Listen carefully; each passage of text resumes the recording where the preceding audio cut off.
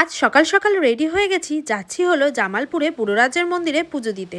আমি কয়েকবার গেলেও আমার মাসি দিদি কোনোদিনই যায়নি, তাই কিন্তু ওদের নিয়ে আমরা প্রথমবারই যাচ্ছি। তাই কিন্তু সকাল সকাল রেডি হয়ে গেছি। আর আজকে ওয়েদারটা দেখো, একদমই খারাপ, রোদ ওঠেনি, মেঘলা মেঘলা ওয়েদার।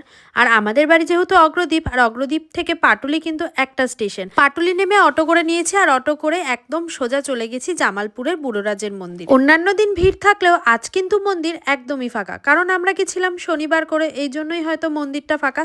আর সোমবার দিন তো বাবার বার, সেই জন্য কিন্তু সোমবারে বিশাল ভিড় থাকে।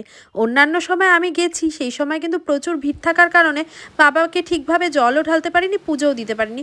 তাই আজকে কিন্তু মন ভরে বাবাকে পুজো দিতে পেরেছি। জানো তো, বৈশাখ মাসে জামালপুরে নাকি অনেক বড় করে মেলা হয়। আমার কখনো আসা হয়নি, তোমরা কে কে এসেছো অবশ্যই জানিও তো। এই দেখো, তোমাদের সাথে কথা বলতে বলতে কিন্তু আমি আর মা এদিকে পুজো দিয়ে নিলাম। আমাদের পরেই কিন্তু পুজো দেবে দিদি আর মাসি মিলে। তোমাদের আগেই বলেছি যে আমরা যেহেতু শনিবার করে গেছি, আর মন্দির কিন্তু একদমই ফাঁকা, খুব ভালোভাবে বাবাকে দর্শন করতে পেরেছি, পুজো দিতে পেরেছি।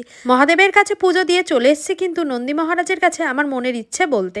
শুনেছি নাকি মহাদেবের কাছে কিছু চাইলে সেটা তার আগে নন্দী মহারাজকে জানালে সরাসরি তা মহাদেবের কাছে পৌঁছে দেয়। তারপর তো মন্দিরের চারিপাশটা ঘুরে নিলাম। এই যে গাছটা দেখছো, এখানে কত মানুষ তার মনের ইচ্ছা পূরণের জন্য ঢিল বেঁধে গেছে। ইচ্ছা পূরণ হলেই ঢিল খুলে দিয়ে যাবে।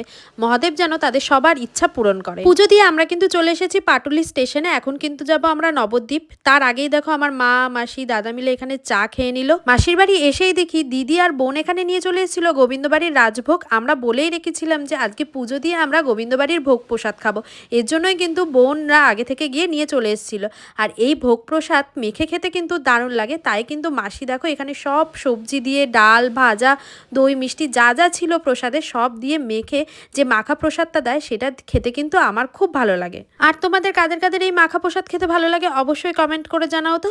ভিডিওটা কেমন লাগলো অবশ্যই জানাবে। আজকের ভিডিওটা এই পর্যন্তই। আর আজকের দিনটা জানো তো আমাদের খুব ভালো কেটেছে। আজকের মতো টাটা, দেখা হচ্ছে অন্য কোনো একটা ভিডিওতে।